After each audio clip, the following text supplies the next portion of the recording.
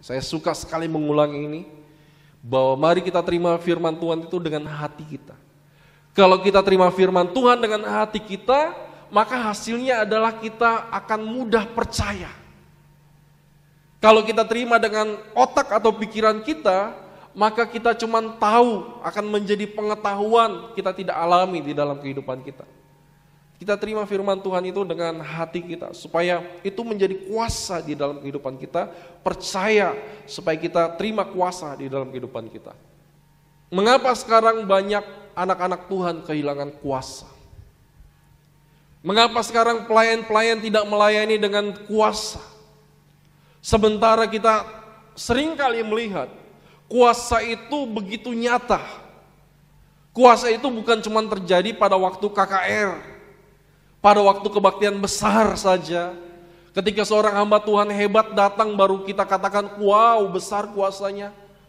Setiap orang bisa mempunyai kuasa. Untuk bisa memiliki kuasa, ada harga yang harus dibayar. Kita tidak bisa punya kuasa tanpa bayar harga. Kalau kita ingin terima kuasa, kita harus siap bayar harga. Mengapa KKR itu begitu luar biasa? Mengapa setiap kali KKR terjadi lawatan begitu luar biasa? Karena Bapak Ibu perhatikan, sebelum KKR itu terjadi, ada doa keliling. Sebelum KKR itu terjadi, pendoa-pendoa syafaat merendahkan diri di hadapan Tuhan. Sebelum KKR itu terjadi, mereka berpuasa. Sebelum KKR itu terjadi, mereka berdoa berjam-jam untuk supaya Tuhan melawat acara KKR itu. Makanya hasilnya luar biasa. Mengapa tidak kita terapkan di ibadah raya? Sebelum kita melayani, kita berpuasa. Di tempat ini, Gereja Petra Kendari ini punya hari puasa, yaitu hari Kamis. Kita bisa pakai itu untuk mempersiapkan pelayanan kita nanti di hari Minggu. Seperti kalau kita membuat acara besar, kita berpuasa, kita merendahkan diri, kita minta kuasa daripada Tuhan, kita minta urapan Tuhan. Kenapa kita tidak berpuasa? Mengapa kita tidak berdoa seperti kalau kita ingin mulai KKR, kita berdoa yang luar biasa. Kita doa kita biasa, tapi sekarang tidak lagi. Kita ubah cara kita berdoa. Kita ubah cara kita mempersiapkan ibadah. Sekarang gereja ini sedang memasuki yang lebih baik lagi. Saya melihat ada satu perubahan yang Tuhan sendiri yang menggerakkan. Kalau bukan Tuhan yang menggerakkan, tidak akan bisa itu terjadi. Manusia tidak bisa mengubah manusia, tetapi hanya Tuhanlah yang sanggup mengubah manusia. Amin. Saya tidak bisa mengubah Bapak Ibu Saudara, tetapi kuasa Tuhan yang ada dalam kehidupan saya bisa mengubah kehidupan setiap orang yang ada di tempat ini. Mengapa banyak orang kehilangan kuasa? Apa penyebabnya? Penyebab utama orang kehilangan kuasa, kekuatan di dalam kehidupannya adalah karena dosa. Dosa itulah yang membuat orang kehilangan kemuliaan Allah di dalam Roma 3 ayat 23. Sebab upah dosa adalah maut, ya. Dosa itu membuat orang kehilangan kemuliaan Allah. Kemuliaan Allah itu berbicara tentang kuasa, berbicara tentang hadiratnya. Kita kehilangan kemuliaan Allah saat kita melakukan dosa. Bapak Ibu coba perhatikan ini, ketika kita harus melakukan dosa dan kemudian kita melayani, entah itu sebagai pengkhotbah, sebagai pemimpin pujian, sebagai penari, sebagai choir, kita akan merasakan kita melayani tanpa kuasa. Kita akan melayani seperti kita merasa kosong. Kita melayani seperti kita merasa kita tidak layak. Kenapa? Karena dosalah yang membuat orang kehilangan kuasa. Oleh karena itu mari jangan sampai kita jatuh di dalam dosa. Kita hidup sesuai dengan firman Tuhan dan kita melayani. Kita mempertahankan kuasa yang kita miliki di dalam kehidupan kita. Mari kita buka bersama 1 Korintus pasal yang keempat ayat yang ke-20, tolong dibacakan. 1 Korintus pasal yang keempat, ayat yang ke-20, demikian firman Tuhan. Sebab kerajaan Allah bukan terdiri dari perkataan, tetapi dari kuasa. Perhatikan ini baik. Kerajaan Allah artinya kita sedang ada di dalam kerajaan Allah, kita sedang melayani di dalam kerajaannya. Tuhan sebagai raja dan kita sebagai anak-anak raja. Di dalam kerajaan Allah itu bukan cuma perkataan, tetapi yang menjadi poin penting di dalam kerajaan itu adalah berbicara tentang kuasa. Artinya ketika kita melayani di dalam sistem kerajaan Allah, pelayanan kita itu harus mendemonstrasikan kuasa Allah. Kuasa daripada raja itu di dalam kehidupan kita. Harusnya kita sebagai anak-anak raja, kita mempunyai kuasa yang sama dengan Bapa kita di sorga, raja itu. Harusnya kita melayani bukan pelayanan yang biasa. Ya, bukan cuma shalom, ya, bukan cuma sekedar main musik biasa, tetapi kita melayani, kita sedang mengalirkan kuasa Tuhan. Ketika kita katakan shalom, kita sedang melepaskan kuasa Tuhan. Itu harusnya yang terjadi dalam kehidupan kita.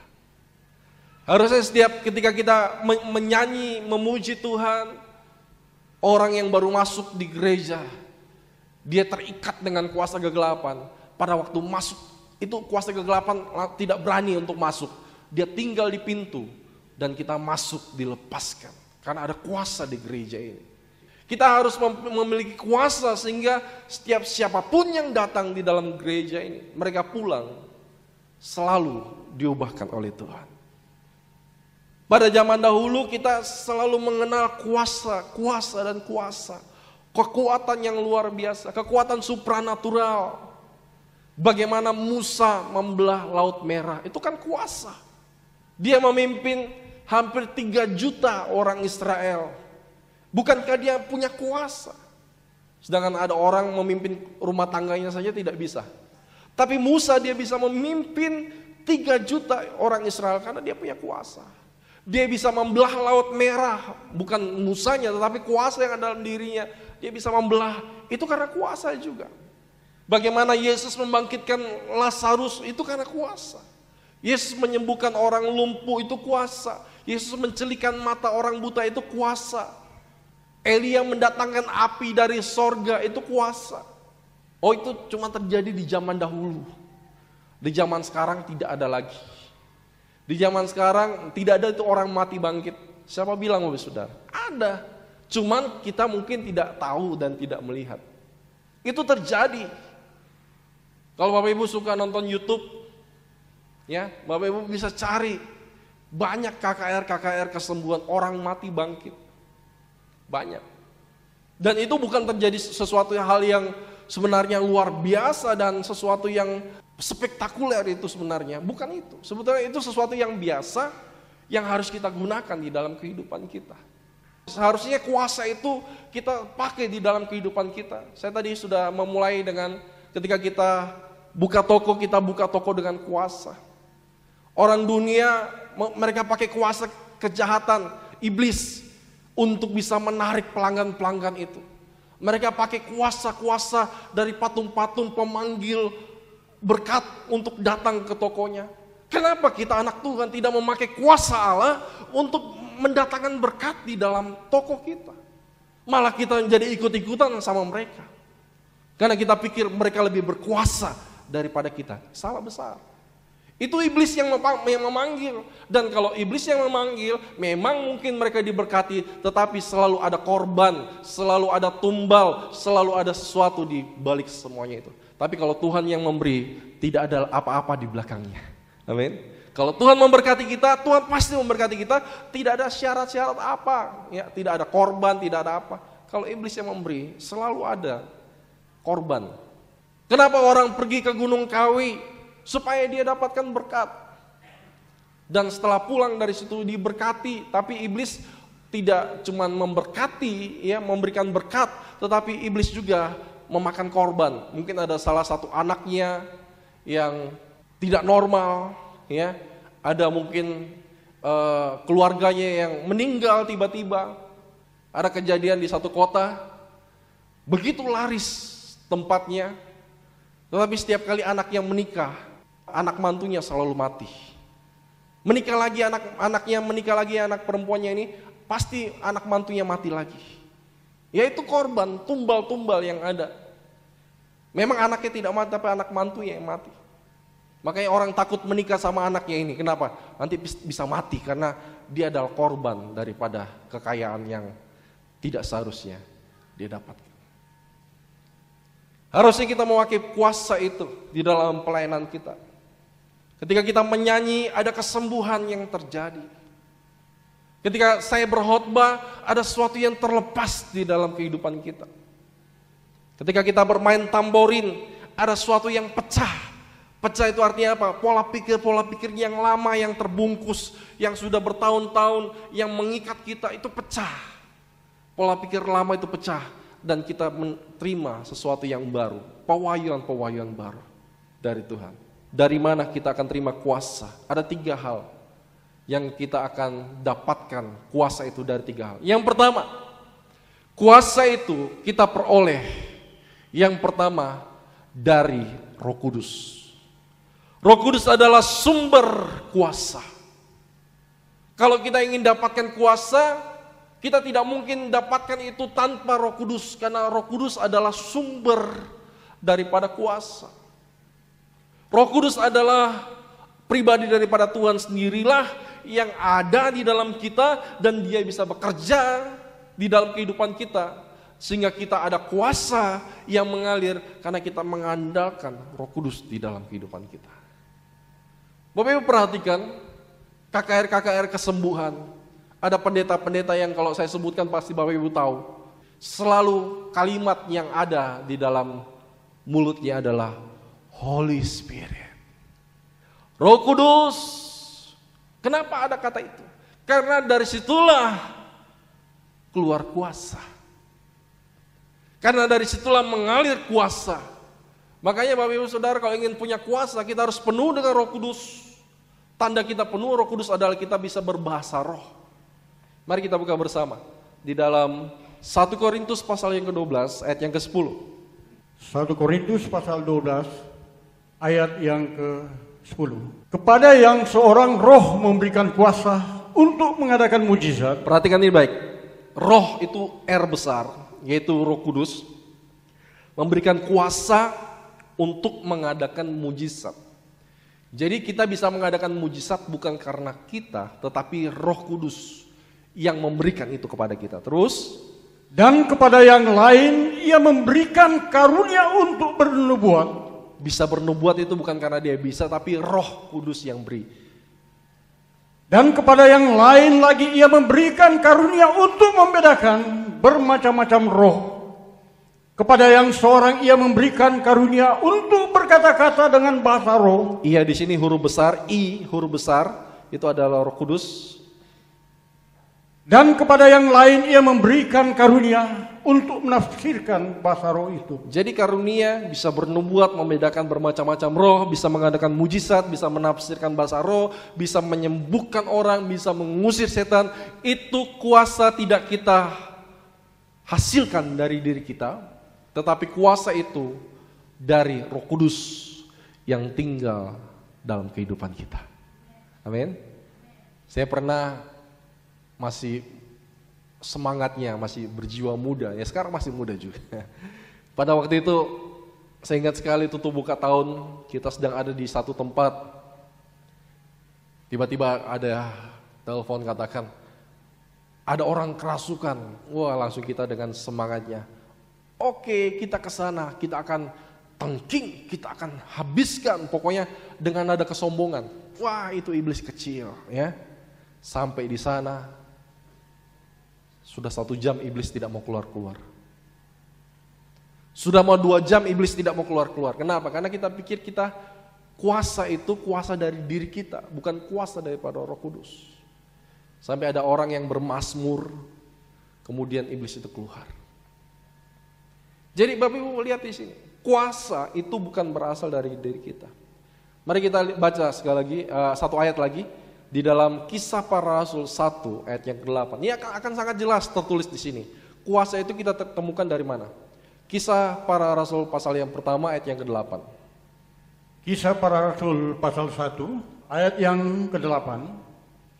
Tetapi kamu akan menerima kuasa. Kamu akan terima kuasa Kalau Roh Kudus turun ke atas kamu, kalau Roh Kudus itu sudah turun ke atas kita dan tinggal di dalam kehidupan kita untuk selama-lamanya. Jadi kita akan terima kuasa kalau Roh Kudus turun. Jadi ini sangat jelas bahwa Roh Kuduslah sumber kuasa kita. Terus, dan kamu akan menjadi saksiku di Yerusalem dan di seluruh Yudea dan Samaria dan sampai ke ujung bumi. kita jadi saksi mulai dari Yerusalem, itu bicara tentang rumah kita, kemudian sampai ke Yudea, sampai ke Samaria, dan sampai ke ujung bumi. Bagaimana kita bisa menjadi saksi sampai ke ujung bumi kalau kita tidak terima kuasa? Kuasa itu yang membuat kita bisa jadi saksi di mana kita berada. Kuasa dalam bahasa aslinya, kata kuasa di situ dalam bahasa Yunani atau Grekanya adalah dunamis atau dunamos atau dinamit, bahan peledak. Itu kuasa. Harusnya di dalam kehidupan kita ada dunamos, ada dunamis, ada dinamit, kuasa ledakan itu, sehingga kita bisa mentransferkan kuasa itu di dalam kehidupan kita. Bukan dari kita, tapi dari Roh Kudus yang diam di dalam kita. Kita harus bisa meledakkan kuasa Tuhan. Kita harus bisa menjadi saluran daripada Tuhan supaya kuasa itu semakin mengalir dan terus mengalir. Harusnya mujizat itu bukan merupakan sesuatu yang spektakuler. Harusnya itu merupakan sesuatu yang biasa karena kita sudah terbiasa menyalurkan itu. Mengapa orang begitu kaget dan terkejut? Karena bagi mereka tidak biasa. Tapi bagi kita itu sesuatu yang biasa, yang harusnya kita praktekkan di dalam kehidupan kita. Kuasa di dalam kehidupan kita. Amin. Jadi yang pertama tadi, bahwa sumber daripada kuasa itu adalah Roh Kudus. Kita harus pakai dinamit itu untuk meledakkan kerajaan-kerajaan iblis di mana kita berada. Untuk menghancurkan kuasa-kuasa iblis di mana kita ada, kita ledakkan kuasa Tuhan di situ. Ya, ada orang-orang tertentu ketika mereka datang ke satu kota, mereka sengaja membawa minyak ditaruh di dalam plastik. Kemudian mereka dengan profetik mereka doakan minyak itu. Dan ketika mereka ada di satu kota, ada tempat-tempat tertentu yang mungkin disitulah sarang daripada iblis. Mereka mengalirkan kuasa Tuhan dan mereka melemparkan minyak itu sebagai minyak urapan untuk meledakkan tempat itu. Supaya di dalam roh kuasa-kuasa itu yang ada di kota itu hancur, berantakan. Harusnya itu yang kita lakukan sebagai anak Tuhan. Kita memiliki kuasa, kita memiliki power, kita harus bertumbuh di dalam kuasa. Yang pertama. Yang kedua, dari mana kita peroleh kuasa? Yang kedua adalah dari doa dan penyembahan. Doa dan penyembahan itulah yang mendatangkan kuasa di dalam kehidupan kita. Kalau kita tidak berdoa, kita tidak punya kuasa. Sekali lagi, kita tidak berdoa, kita tidak mempunyai kuasa. Kalau kita berdoa, kita mendapatkan kuasa, terutama ketika kita menyembah, kita sedang menarik kuasa Tuhan turun di dalam kehidupan kita. Kita terima kuasa di dalam doa dan penyembahan. Mari kita lihat bersama, di dalam Markus pasal yang pertama, Yesus pun di dalam pelayanannya, dia butuh kuasa. Markus 1 ayat 35, mari kita lihat bersama. Markus 1 ayat yang ke-35. Pagi-pagi benar, waktu hari masih gelap, ia bangun dan pergi keluar. Ia pergi ke tempat yang sunyi dan berdoa di sana. Yesus pun, dia tahu bahwa dia adalah anak daripada Allah. Dia tahu dia adalah pribadi Tuhan, tetapi dia sebagai manusia, di dalam tubuh manusia yang terbatas itu, dia butuh yang namanya doa. Kenapa Yesus berdoa? Karena dia butuh kuasa untuk dia bisa pelayanan sepanjang hari. Tanpa doa, Yesus tahu bahwa tidak mungkin dia bisa melakukan semuanya itu. Membangkitkan orang mati seperti tadi, Lazarus mati, pemuda di Nain yang mati. Tidak mungkin itu bisa dilakukan di dalam tubuh manusia yang terbatas itu. Makanya Yesus sebagai manusia juga 100% itu dia butuh doa. Kalau dia bukan ada di dalam tubuh manusia, dia tidak butuh doa. Tapi karena dia ada dalam tubuh manusia yang terbatas itu, Yesus butuh doa. Karena dia bukan setengah manusia, bukan setengah Tuhan. Kalau setengah manusia, setengah Tuhan, dia adalah manusia jadi-jadian. Tetapi dia adalah 100% manusia. Dan juga dia adalah 100% Tuhan di dalam kehidupan kita. Makanya di dalam tubuh manusia yang terbatas itu, Yesus juga harus berdoa. Yesus juga memberikan contoh, dia dibaptis, padahal dia Tuhan. Sampai Yohanes Pembaptis katakan, harusnya aku yang dibaptis. Aku tidak layak. Tetapi dikatakan, biarlah ini turut apa yang Tuhan rencanakan. Sebagai manusia, dia juga memberikan contoh bagi kita. Bayangkan, sebagai manusia, padahal dia Tuhan, tidak perlu itu. Tapi sebagai manusia, dia harus menjadi teladan, menjadi contoh di dalam kehidupan kita. Ya, doa itu menghasilkan sesuatu yang luar biasa. Habis selesai, Yesus berdoa pada waktu hari masih gelap, dia bangun, pergi keluar, dan dia pergi ke tempat yang sunyi, dia berdoa di sana. Hasilnya kita lihat di ayat yang ke-39. Ayat 39 adalah hasil daripada ketika dia berdoa. Ayat 39. Markus 1 ayat yang ke-39. Lalu pergilah ia ke seluruh Galilea dan memberitakan Injil dalam rumah-rumah ibadat mereka dan mengusir setan-setan. Perhatikan ini, memberitakan Injil dan kemudian mengusir setan. Nanti Bapak Ibu bisa baca selanjutnya lagi, menyembuhkan orang sakit dan sebagainya. Dia dapat kuasa itu dari doa yang dia lakukan pada waktu pagi-pagi. Makanya Bapak Ibu Saudara, kalau buka toko baru kita belum sempat berdoa, kita buka toko tidak ada kuasa.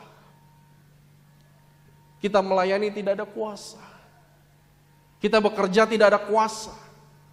Dengan apa kita akan melakukan sesuatu yang dahsyat sepanjang hari itu kalau kita pagi-pagi tidak berdoa? Tidak ada kuasa. Makanya Bapak Ibu Saudara, kita perlu doa pagi-pagi. Tujuannya adalah supaya kita punya kuasa. Dan kita bisa pakai itu di dalam kehidupan kita. Harusnya setiap kita punya kuasa yang kita tarik pada waktu kita berdoa itu. Untuk apa? Untuk supaya kita bisa punya kuasa untuk seperti dinamit tadi yang menghancurkan tembok-tembok penghalang di dalam kehidupan kita. Ada begitu banyak iblis taruh tembok-tembok di dalam kehidupan kita yang menghalangi kita sehingga kita tidak bisa maju, kita tidak bisa diberkati, kita tidak bisa mendapatkan jalan keluar. Masalah demi masalah didatangkan dalam kehidupan kita. Kalau kita tidak punya kuasa, kalau kita tidak punya dinamis, kalau kita tidak punya dinamit di dalam kehidupan kita, maka selamanya kita terkurung di situ. Tapi kalau kita punya kuasa, dinamit, kita akan ledakkan semua tembok-tembok itu bersama dengan Tuhan. Amin. Kuasa yang kedua kita pakai untuk membuka jalan seperti Musa tadi. Ketika mereka terdesak di belakang musuh di depan Laut Merah. Musa mengangkat tongkatnya dan laut itu terbelah menjadi dua. Itu kuasa untuk membuka jalan di dalam kehidupan kita. Kuasa yang ketiga kita pakai untuk supaya kita bisa berdoa buat suami atau istri kita. Mereka yang sudah lama kecewa terhadap Tuhan, kita pakai kuasa itu untuk tarik mereka datang kepada Tuhan. Kuasa itu kita pakai untuk berdoa buat anak-anak kita supaya berubah. Kuasa itu kita pakai supaya orang tua kita mengenal Tuhan dengan sungguh. Kuasa itu kita pakai supaya saudara kita yang masih belum percaya kepada Yesus menjadi percaya kepada Yesus. Kuasa itu kita pakai untuk supaya suami kita yang belum percaya kepada Yesus bisa sujud kepada Yesus. Mungkin dia akan diberikan mimpi pada waktu dia berdoa. Tiba-tiba muncul Tuhan. Kenapa? Karena kita minta kuasa itu turun di dalam kehidupan suami kita atau istri kita. Doa itu luar biasa Bapak Saudara. Doa itu bisa mengubah ketakutan menjadi kekuatan. Saya ulangi kalimat ini, indah sekali. Doa itu bisa mengubah ketakutan menjadi kekuatan. Mari kita buka ayatnya. 2 Tawarikh pasal yang ke-20 ayat yang ketiga. Ini adalah cerita tentang Yosafat yang takut, kemudian dia berdoa dan dia menjadi kuat. Ya, mari kita lihat. 2 Tawarikh pasal yang ke-20 ayat yang ketiga. Yosafat menjadi takut, lalu mengambil keputusan untuk mencari Tuhan. Berdoa. Ia menyuruhkan kepada seluruh Yehuda supaya berpuasa. Nanti Bapak Ibu bisa baca ayat yang ke-20, Yosafat menang. Dia kuat.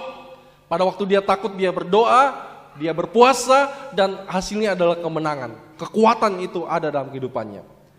Kita buka lagi dalam Lukas pasal yang ke-22 ayat yang keempat. Ini adalah bagaimana pada waktu Yesus akan disalib. Sebagai manusia, tubuh manusia, dia ketakutan. Dia sampai tawar-menawar dengan Bapaknya. Kalau bisa cawan ini lalu daripada aku Bapa, tapi jadilah kehendakmu. Ya, dia tawar-menawar tapi dia bilang jadilah kehendakmu. Biarkan Tuhan punya kehendaknya jadi. Ia sangat ketakutan dan makin bersungguh-sungguh berdoa. Peluhnya menjadi seperti titik-titik darah yang bertetesan ke tanah. Perhatikan ini baik. Yesus pun dia sangat ketakutan. Mungkin Bapak Ibu sekarang hidup dalam ketakutan. Apa yang kita harus lakukan? Berdoa. Ia sangat ketakutan dan makin bersungguh-sungguh berdoa. Ketakutan Yesus akhirnya menjadi hilang ketika dia berdoa. Dan itu menjadi kekuatan sehingga dia bisa menanggung jalan salib yang dia akan lakukan beberapa saat kemudian. Dia bisa menanggung setiap cambukan yang terkena di punggungnya. Dia bisa menahan mahkota duri yang masuk di kepalanya karena ada kekuatan di dalam doa. Bapak Ibu dengarkan ini adalah satu pewahyuan yang saya dapat. Ketika engkau berdoa, engkau bisa menghadapi setiap kesakitan-kesakitan yang akan datang dan engkau tidak merasakan kesakitan itu. Tidak akan menyakiti engkau karena ada kekuatan doa yang membungkus kehidupanmu. Ketika engkau berdoa, apapun nanti yang ke depan akan engkau jalani, meskipun itu sakit, engkau tidak akan rasakan karena engkau sudah berdoa sebelumnya. Tetapi jika engkau tidak berdoa, ketika itu terjadi dalam kehidupanmu, engkau akan merasakan sakit, terus kemudian akan merasakan sakit, terus kemudian akan merasakan sakit. Kenapa? Karena kita tidak memperlengkapi sebelumnya dengan doa. Tadi yang pertama, doa dapat mengubah ketakutan menjadi kekuatan. Yang kedua, doa dapat menghasilkan dari yang tidak ada menjadi ada. Tadinya tidak ada, akhirnya menjadi ada. Ya, nanti Bapak Ibu bisa baca kisah tentang Hana yang mandul, yang tidak bisa punya anak. Dia ditertawakan oleh Penina madunya. Ya, karena Elkana punya 2 orang istri, Hana dengan Penina. Penina sudah punya anak tapi Hana belum, ditertawakan. Ya, karena kemandulan itu. Dari tidak punya anak, ketika dia berdoa seperti orang mabuk, sampai seperti dia berkomat kamit terus, komat kamit, itu saja yang Hana lakukan setiap hari. Dia berkomat kamit itu artinya dia berdoa, dia cuma berkomat kamit itu, sampai dikatakan, ini belum waktunya orang minum anggur, kenapa dia sudah mabuk duluan? Mungkin stres karena dihina-hina, dia minum anggur mungkin mabuk, itu dihina-hina. Ya, ketika kita berdoa kadang-kadang kita tidak mendapatkan pujian, kita tidak mendapatkan penghargaan, malah kita dapat pencemoohan saja dari orang lain. Ketika kita berdoa kita tidak dihargai. Ketika kita berdoa kita tidak mendapatkan tempat yang terbaik. Kadang-kadang seperti Hana.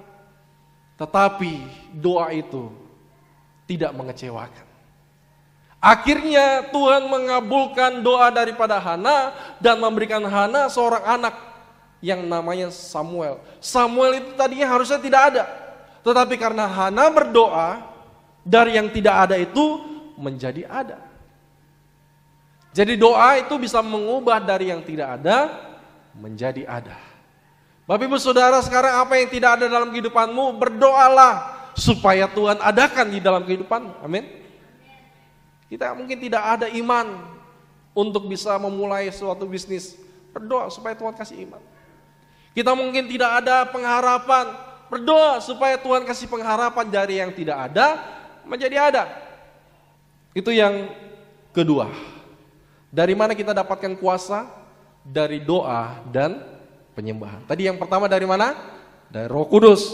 Yang kedua, dari doa dan penyembahan. Yang ketiga, kuasa yang ketiga kita bisa dapatkan dari penundukan diri. Kuasa itu kita dapatkan dari penundukan diri. Urapan itu hanya turun dari tempat yang tinggi ke tempat yang rendah. Kalau kita melayani, kita sudah tinggi hati, urapan itu tidak akan turun. Kuasa itu tidak bisa turun. Kuasa itu bisa turun kalau kita punya hati itu rendah hati. Kita merasa tidak mampu, kita merasa tidak bisa. Tuhan yang membisahkan di dalam kehidupan kita. Makanya ketika kita menundukkan diri, kita merendahkan diri kita, Tuhan akan mengirimkan urapan. Kita buka bersama Yakobus pasal yang keempat ayat yang ke-7. Yakobus pasal yang keempat ayat yang ke-7. Karena itu tunduklah kepada Allah dan lawanlah iblis, maka ia akan lari daripadamu. Bagaimana supaya iblis itu lari dari kehidupan kita? Kita harus tunduk kepada Allah. Penundukan diri itulah yang membuat kita terima kuasa dan kita bisa mengusir iblis dalam kehidupan kita. Kita bisa pakai kuasa itu di dalam kehidupan kita. Jadi orang yang punya penundukan diri, dia akan punya kuasa. Tetapi kalau orang itu tidak punya penundukan diri dalam kehidupannya, dia mau usir iblis, tidak bisa. Apalagi orang yang sombong. Orang sombong, kalau dia mau usir iblis, iblis cuma ketawa. Sifat kita sama, saya sombong, kamu sombong. Sombong kok mau usir sombong, tidak bisa. Kau tidak punya kuasa kalau engkau sombong.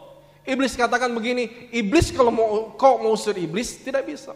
Iblis kalau mengusir iblis, itu artinya bahwa kerajaannya nanti akan hancur dan tidak akan bisa bertahan. Ada ayatnya itu. Makanya Bapak Ibu perhatikan ini, kalau orang datang ke dukun dan kemudian katakan ini ada orang ini, dia punya masalah begini, ada iblis yang ganggu dia, kemudian tolong ini Pak Dukun, tolong dia usir iblisnya, hancurkan kuasa iblis dalam kehidupannya. Dukun kemudian mau doakan supaya kuasa iblis itu hancur dan gitu. Saya ingin katakan bukan hancur. Bagaimana iblis mau usir iblis? Nanti kerajaannya bisa hancur. Yang dilakukan, yang terjadi adalah ketika dukun itu mendoakan itu, kuasa yang ada dalam kehidupan orang yang diganggu itu dikeluarkan dan dimasukkan kuasa yang lebih kuat lagi daripada yang sebelumnya. Dimasukkan iblis yang lebih jahat lagi dari sebelumnya. Iblis yang sebelumnya katakan, oh bosku mau masuk, saya keluar saja. Yang ini keluar, yang lebih besar yang masuk. Jadi kalau Bapak Ibu perhatikan kenapa ada orang kalau ke dukun-dukun bisa kayak seperti terlepas, bukan terlepas, dimasukkan yang lebih jahat lagi. Supaya orang itu tidak diganggu sama roh ini, tapi diganggu sama roh yang lebih besar. Itulah iblis. Penundukan diri itu penting supaya kita memiliki kuasa. Pelayanan tanpa penundukan diri itu artinya kita melayani tanpa kuasa. Kita sedang melayani, sedang tidak menunjukkan kuasa Allah, tapi yang kita tunjukkan adalah diri kita. Aku yang tampil, aku yang mau. Ya, Bapak Ibu kalau ingin mendapatkan sesuatu, ya pelayanan Bapak Ibu ingin bertumbuh terus, kita harus punya penundukan diri. Penundukan diri itu sakit buat daging, tidak enak. Kok saya harus menundukkan dengan orang yang lebih muda? Kok saya harus menundukkan diri kepada suami? Kok saya harus menundukkan diri kepada orang tua? Padahal saya ini sudah besar, sudah punya anak. Kok saya harus menundukkan diri sama mereka? Tidak enak buat daging, tetapi buat roh itu enak.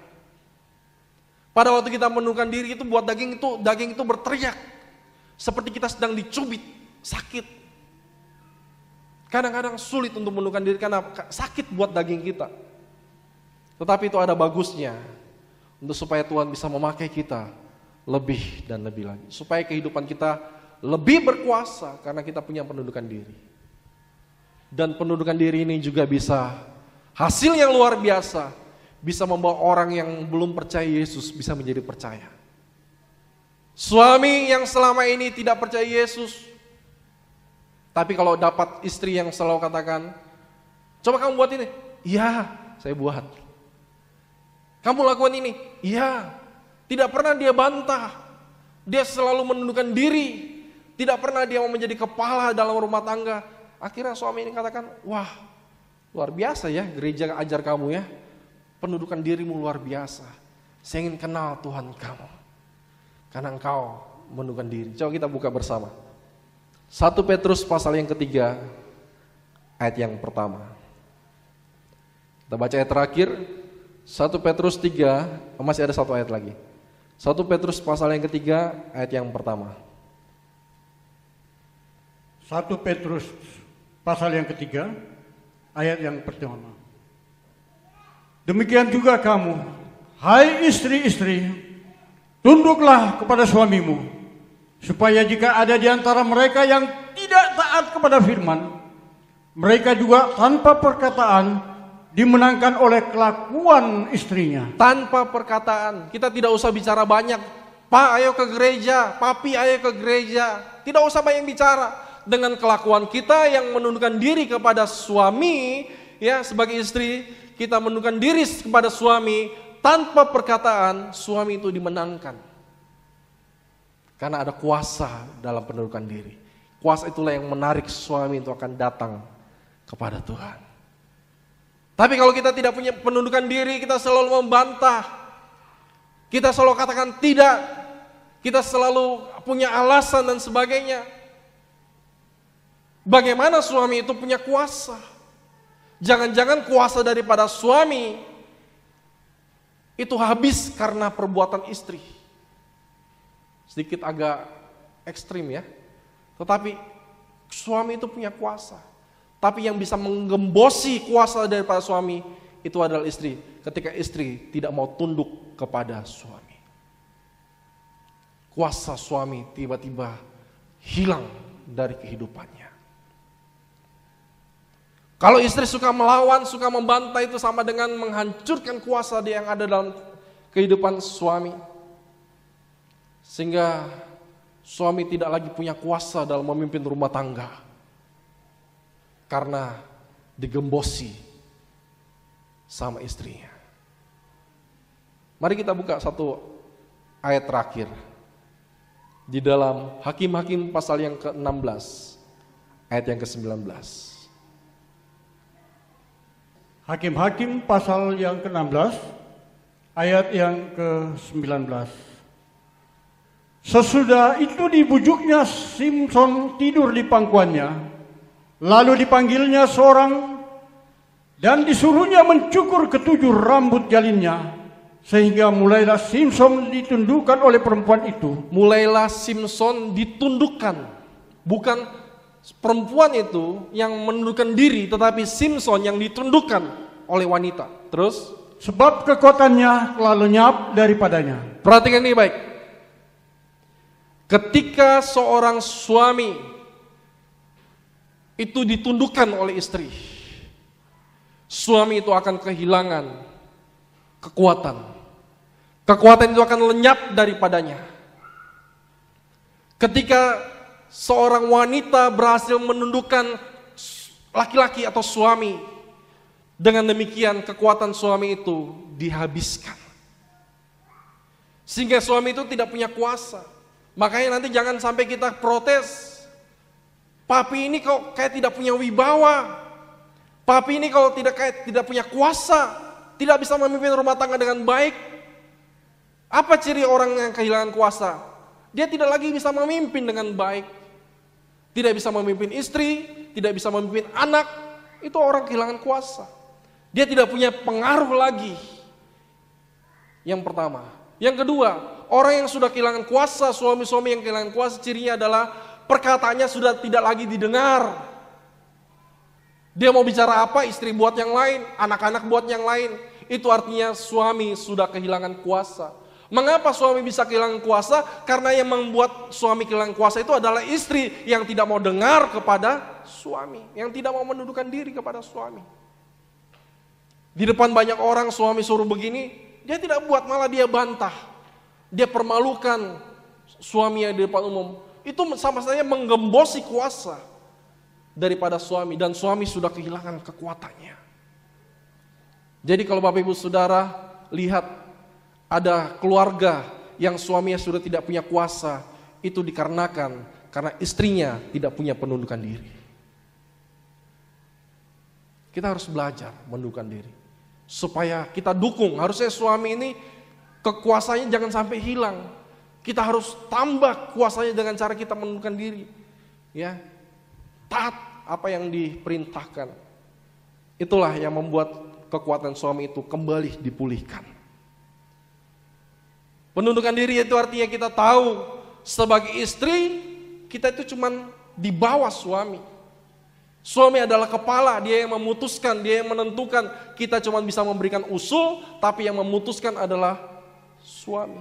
Jangan sampai ketika suami sudah memutuskan, kita ngambek.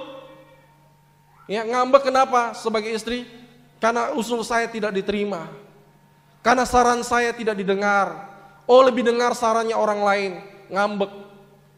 Maunya supaya sarannya diterima. Itu hati-hati, kadang-kadang ini adalah roh manipulasi, roh sihir yang membuat suami harus mengikuti keinginan daripada istri. Itu terjadi dalam gereja. Ada jemaat-jemaat yang ingin sesuatu, kalau dia tidak dapat dia ngambek. Itu sama dengan roh sihir. Supaya pendetanya ikut akan kemauan dia.